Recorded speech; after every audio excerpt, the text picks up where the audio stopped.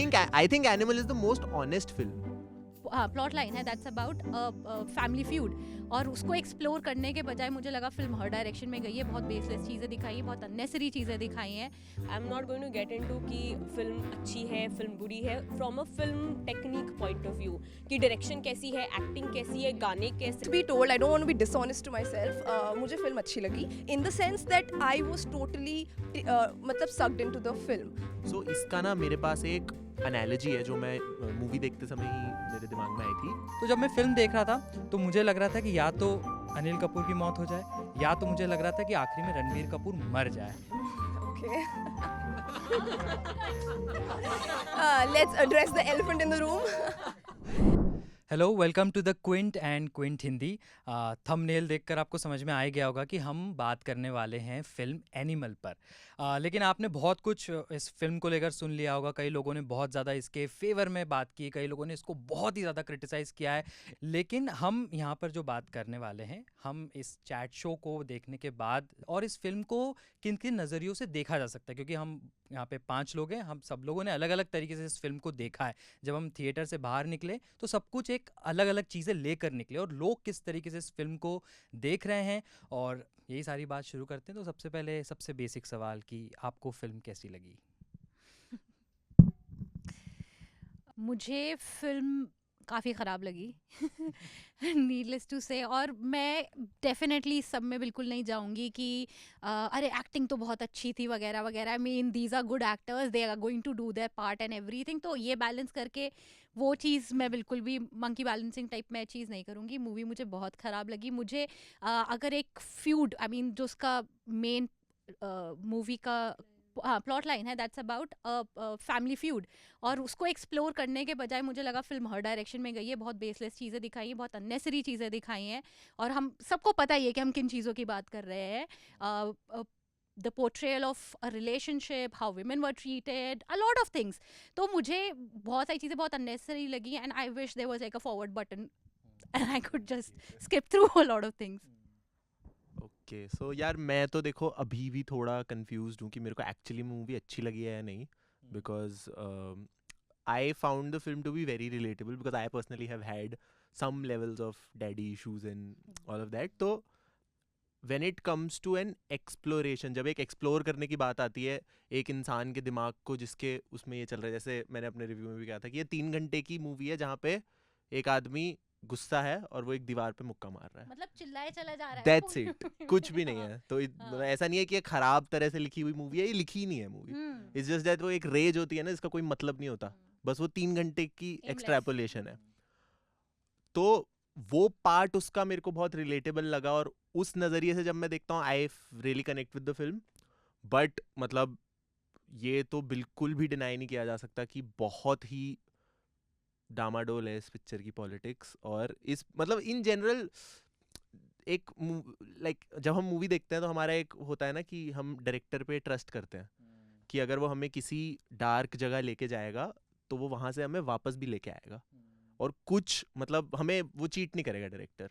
यहाँ पे ऐसा हुआ कि वो हमें एक प्रीटेक्स्ट पे लेके गया कि अच्छा चलो मैं तुम्हें डार्क जगह लेके जाता हूँ, वो रेज है, ये है, वो टॉक्सिक भी है, लड़की को भी ऐसे ट्रीट करता है. बट वापसी उसने बोला अब वापस तुम खुद देख लो, तुम्हारे ऊपर है कि तुम्हें इससे क्या लेसन लेना है. अब तुम्हें इससे अपना मेल ईगो सेटिस्फाई करना है तो वो तुम्हारे ऊपर है. तुम्हें इससे, जैसे मैंने I look at the movie as a cautionary tale कि हाँ भाई इस इंसान जैसा मुझे नहीं बनना. यार मैं तो बिल्कुल कंफ्यूज नहीं हूँ. I mean and I am not going to, like Jija said, I am not going to get into कि फिल्म अच्छी है, फिल्म बुरी है, from a film technique point of view कि डायरेक्शन कैसी है, एक्टिंग कैसी है, गाने कैसे हैं. I am not going to get into all of that because for me I went into this film not as a reviewer. मैं film देखने ऐसे नहीं गई थी कि मुझे वापस आके फिल्म का रिव्यू करना है. मैं इसलिए फिल्म देखने नहीं गई थी because I have to sit on a round table and give opinions about it. I went into the film to look at it or to watch it as a viewer. मैं I went into it thinking कि यार okay, let's see what this, there's a film जिसके बारे में इतना hype है and let's see how bad can it get. मैं उस expectation के साथ गई थी and trust me, it still surprised me.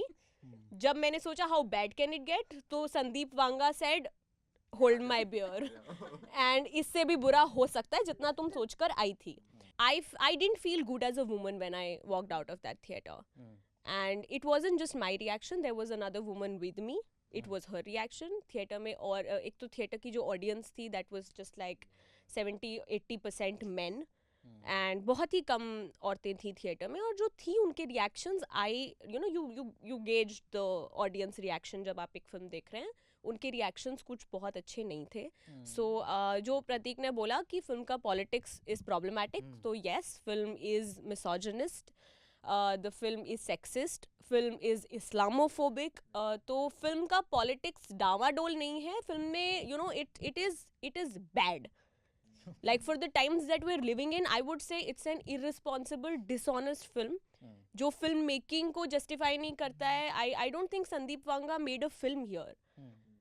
He has made films before this, Arjun Reddy और कबीर सिंह. मैंने कबीर सिंह देखी है, एंड उसके बाद उन्हें बहुत क्रिटिसिज्म भी मिला. He gave those interviews where he saying it's okay to slap a woman, it's okay to because अगर आप नहीं, if you can't slap a woman तो यू डोंट लव अ, आप लोगों के बीच में कोई केमिस्ट्री ही नहीं है. और जो भी उन्होंने बोला, no, yeah, and okay, that could be his idea of a relationship, and if women in his life are okay with it, okay, fine, whatever, but that's not the right kind of relationship to have, and I'm not in two minds when I say this.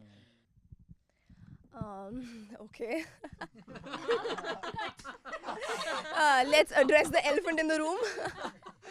No, actually I feel ki firstly whatever Himanshi said, I feel that Sandeep Reddy Vanga, for some odd reason, I think he exactly wants these kinds of reactions, and I don't know why he wants it. मुझे नहीं पता उनका ये politics क्यों है कि why he wants the critics to really like churn him and hate him for some reason, जो कि which was quite visible जब उन्होंने कबीर सिंह के फिल्म के बाद जब उन्होंने इंटरव्यू दिया था अनुपमा चोपड़ा को, he said that, and I think somehow a lot of people think कि he is enjoying this kind of hatred that is coming from people who are not liking the film, and I'm still confused कि why is that, because और मैं इसलिए ये बोल रही हूँ because I think Sandeep Reddy Vanga का जो कैरेक्टर है, जो at least he kind of shows in front of the camera, वो बहुत बड़ा बैरियर है उनके क्राफ्ट को पसंद करने में या ना करने में. Because if you don't like a director, automatically for me it becomes कि I might not like the product also because the kind of things he endorses. But coming to the film, मैं बहुत ही heavy बायस के साथ ये film देखने गई थी. I did not like Kabir Singh at all. तो मैंने बिना फिल्म देखे मैंने 10 लोगों को अपने ऑफिस में बोला था this is a bad film, don't watch it. लेकिन क्योंकि मेरा फिल्म का कीड़ा है and I usually go and watch a film for what it is, तो मैं गई फिल्म देखने के लिए. And truth be told, I don't want to be dishonest to myself, मुझे फिल्म अच्छी लगी in the sense that I was totally मतलब sucked into the film relationship and somewhere, क्योंकि I know this might not be a reason जो कि enough हो justify करने के लिए, but I'm not even justifying, I'm just saying कि I connected to the film because मेरे parents के साथ बहुत ही traumatic relationship रहा है, and I just felt that that's why I really liked what you said in your review कि I connected to that film because somewhere मुझे लगा कि there is a film जहाँ पर वो parents को hail नहीं कर रहे हैं, and you know of course I would not go into saying कि it was not sexist because that'll be stupid. वो सारी चीज़ें हैं. I think violence was not a problem. मेरे लिए problem था the gaze, the gaze with which he was trying to portray women. That is obviously a problem. लेकिन again मैं उन सब चीज़ों को अपने दिमाग में बना के गई थी. I was not feeling कि मैं उस फिल्म को देखने के बाद when I come back I'll feel really proud of womanhood. तो मैं उस चीज़ के लिए surprise नहीं थी. I wanted to go for the story. लेकिन मैं ये पूछना चाह रहा हूँ आप सभी से कि क्या आप फिल्म और कैरेक्टर को डिफ्रेंशिएट कर सकते हैं, और अगर आपको लगता है कि डिफ्रेंशिएट करना चाहिए, नहीं करना चाहिए, तो क्यों नहीं? फिल्म और कैरेक्टर को तो फिर भी एक लेवल पे डिफरेंशिएट किया जा सकता है. No, I mean, for example, I liked Animal, but I liked the film, and I was looking at it from the perspective कि there's this person जो कि he's had a very traumatic childhood. उसके father figure नहीं थे उसकी life में, and so he decided I'm going to be the man of the house. So because he saw his parents उसके father को हमेशा violence के साथ treat करते हुए, that's why he took the gun because he did not know any better. ऐसा मुझे लगा. तो I do not agree with him, but I understand what he's doing. That's what I'm saying. Exactly. I just felt that wasn't explored enough. मुझे तो वो बिल्कुल, मुझे उसका वायलेंस वो सब कुछ मुझे रीज़न ही नहीं समझ आया कि ये क्यों करा. I mean I do understand, and there are so many people जिनके फादर्स नहीं होते भाई. you know, while they're growing up, because they're working XYZ 100 things. I don't see anybody reacting this way. That's why वो मेरे को समझ नहीं आया, मेरे को रीजन ही नहीं लगा. Yeah, I mean, like, coming back to the question जो आपने पूछा कि आप फिल्म और कैरेक्टर का मुझे नहीं पता, बट आर्ट और आर्टिस्ट को मैं I cannot separate the art from the artist. Art जब संदीप वांगा जब ये फिल्म बना रहे हैं, end of course I am not saying कि आप फिल्म को इस बेस पर जज करें कि ओ फिल्म मेकर कैसा है या कैसा नहीं है. I knew Sandeep Vanga's politics before I went to watch this film. Still I went to watch this film. लेकिन जब आप देख रहे हैं कि आर्टिस्ट उस चीज को, I mean, you know, when he is also endorsing the same things. We've had filmmakers explore dark themes in the past. We've had the likes of Shah Rukh Khan play really dark and like play roles like stalkers in several films. लेकिन आप अगर उस समय जाकर उनके interviews देखें जो उन्होंने फिल्म के बाद दिए, या you know retrospectively the interviews that they give today, आप देखेंगे कि there is an honesty towards the society, because there is no medium, ऐसा कोई मीडियम नहीं है जो फिल्म मेकिंग से ज़्यादा इम्प्रेशनेबल हो. Movies are the most impressionable mediums. और सन का रिलेशनशिप ना, आई कंप्लीटली अंडरस्टैंड कि वो अंडर एक्सप्लोर्ड था, but I think again it's not a justification, but as a viewer, yeah, because as a viewer जो मैंने लिया, maybe I understand this film is not for everyone and you need to have that kind of nuance and sensitivity to understand these things. लेकिन जैसे कुछ ऐसे scenes थे ना, जब जैसे कि she said कि अनिल कपूर कितना ही absent था, you know, I felt कि उसने कुछ ऐसे moments छोड़े थे फिल्म में where he left it to the viewer disposition कि तुम समझो. जैसे for example जब वो छोटा होता है and he's trying to go for his father's birthday party और वो नहीं available होते हैं, and then he gets उसके टीचर उसको मार देती है, एंड रात को अगर आपने वो सीन देखा, वो रूम में आता है, Anil Kapoor comes and sees कि उसके हाथ में चोट भी लगी है, and he sees the letter also, right, he reads it. Cut to the scene in the climax when जब उन दोनों के बीच में बात हो रही होती है, when they have exchange roles. उसके बाद भी आई फेल्ट कि he was trying to show here is a man who is not actually unaware that he did not know how to raise a son. It was like he did not want to make an effort to raise a son. That's why in the end scene what I found really beautiful was he goes and he howls in Shakti Kapoor's arms, because somewhere I think वो Shakti Kapoor को अपने life में वो क्योंकि उसने अपना सब कुछ बोल भी दिया, उसके बाद भी you know Anil Kapoor he did not know how to do it. So इसका ना मेरे पास एक एनालॉजी है जो मैं मूवी देखते समय ही मेरे दिमाग में आई थी. बहुत सारे लोग मेरे को बोलते हैं, बहुत सारी मेरी फीमेल फ्रेंड्स मेरे को बोलती है कि क्वीन उनकी फेवरेट मूवी है. Now I love Queen as a movie, but मेरे को कभी ये समझ नहीं आया कि किसी की वो फेवरेट मूवी कैसे हो सकती है. बिकॉज एज अ मैन मेरे को क्वीन अच्छी लगती है for its film making and all of that, but when I talk to women they are like कि हमने फर्स्ट टाइम ऐसा फील करा दैट फ्रीडम, और जो हमें स्क्रीन में देखने मिली कि अच्छा ये लड़की बस जा रही है अपनी ट्रिप पे, और वो एक ऐसी चीज़ है जो मैं कभी नहीं समझ सकता एज अ मैन. मुझे लग रहा है इस पिक्चर के साथ समवॉट ऐसा ही हो रहा है. Obviously it's not as good a film as Queen. When it comes to father-son relationship, father-daughter relationships, I'm the eldest daughter, and I have had like a very very awkward relationship with my father, and there was always a lot of conflict, okay? And ऐसा नहीं है कि मैं पिटी नहीं हूँ दोस्तों, मैं भी पिटी हूँ, और वो सब कुछ है अपनी जगह पे, ठीक है. तो जहाँ रिलेटेबल या वो वाली चीज़ थी, ऑफ कोर्स उन्होंने तो सिनेरियो ही अलग दिखाया था, हिंदुस्तान का सबसे अमीर आदमी, दिस एंड दैट, उन्होंने सिचुएशन अलग कर दी थी.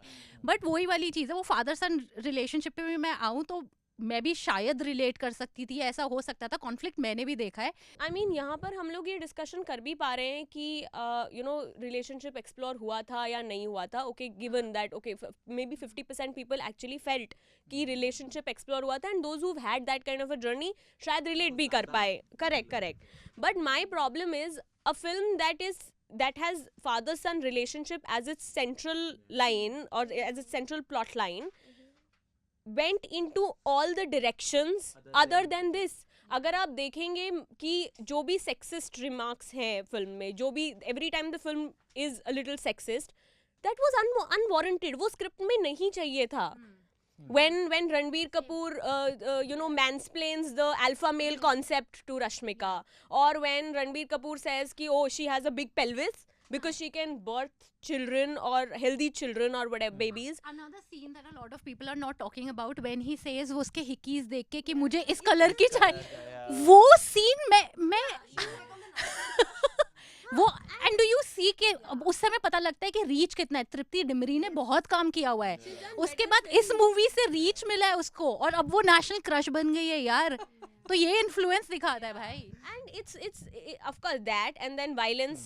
ठीक है, मुझे कोई प्रॉब्लम नहीं है. आप that's a full genre of films. आप violence दिखा सकते हैं. You can show sex in a film.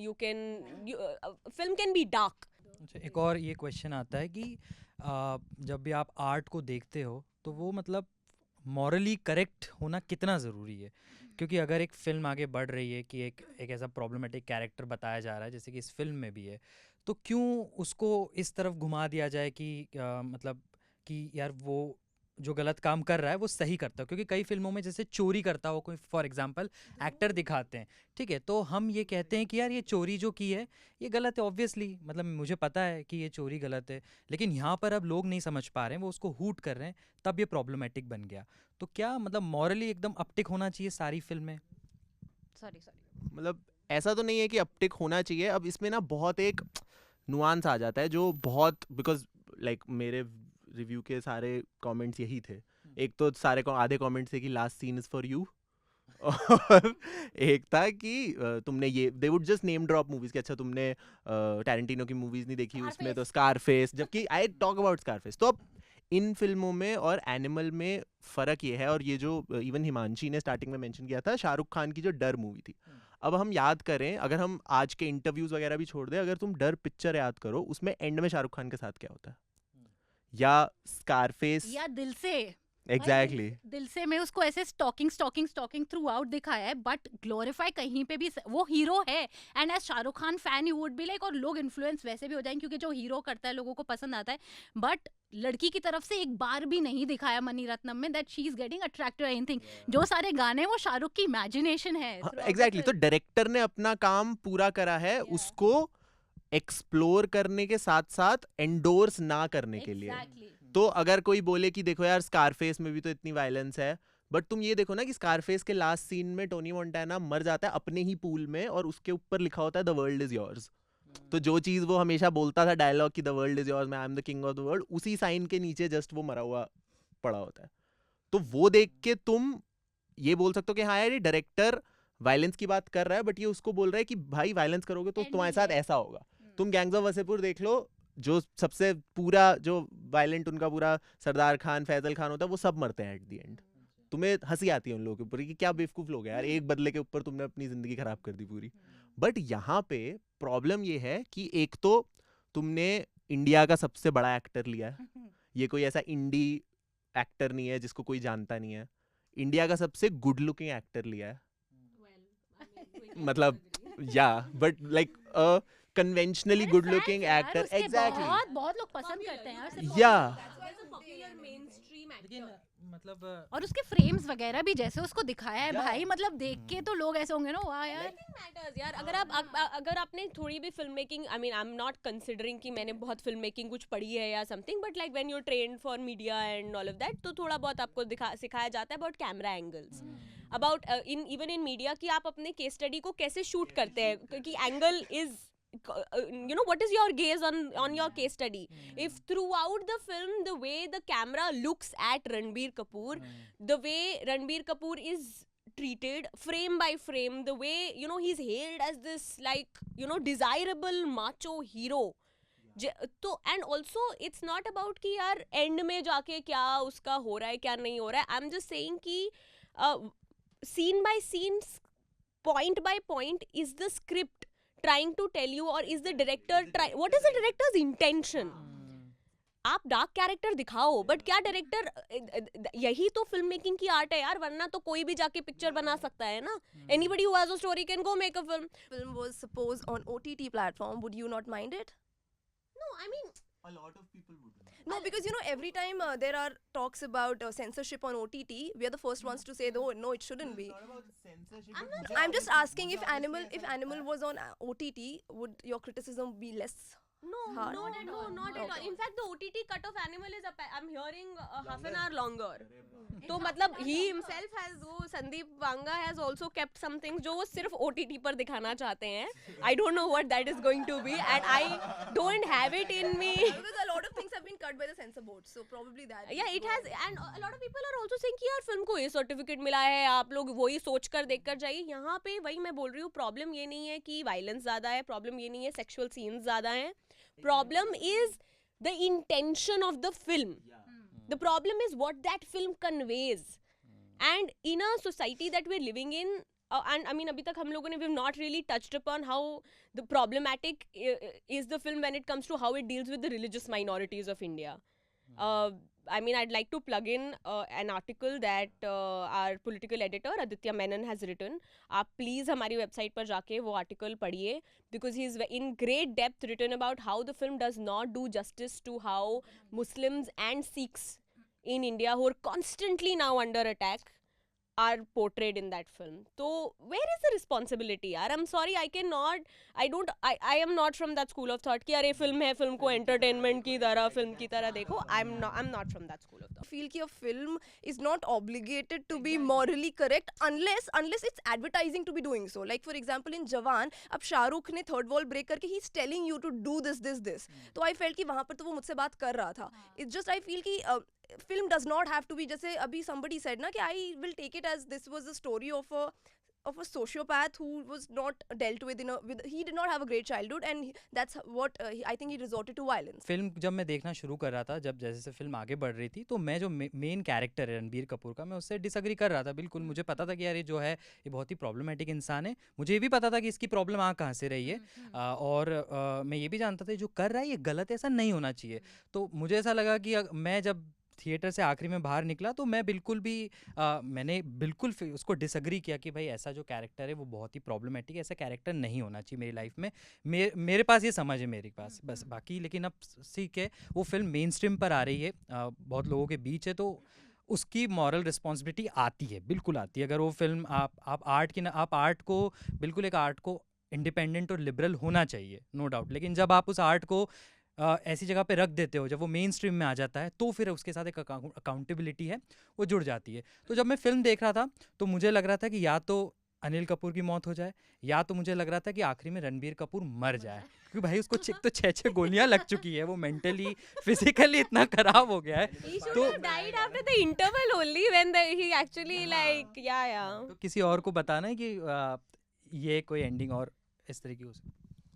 I think मरना वरना would have been too literal, और वो मतलब उस तरह से रजिस्टर नहीं होता. But I would have really wanted him to have a very huge fight with his father. Very, मतलब वो लिटरली गालियां दे रहा है उनको, और exactly, and then Ranbir should have been the one to leave the house. Because मैं इस पूरी मूवी के कॉन्टेक्स्ट में I was putting my self in Ranveer shoes, कि अगर मैं, बिकॉज मेरी भी टीनेज में एक टाइम था जब मेरे में भी अंधी रेज थी, and this is what I have gotten अपनी लाइफ में through therapy, through a lot of these things, where you choose a path of healing. जो एनिमल पिक्चर में दिखाया, I don't think that was a path of healing. So basically इसकी closing यही है कि आप लोगों ने जो भी सुना है, आप लोगों को क्या लगता है, आप किस चीज़ से एग्री करते हैं, किस चीज़ से डिसएग्री करते हैं, हमें भी ज़रूर कमेंट सेक्शन में बताएं.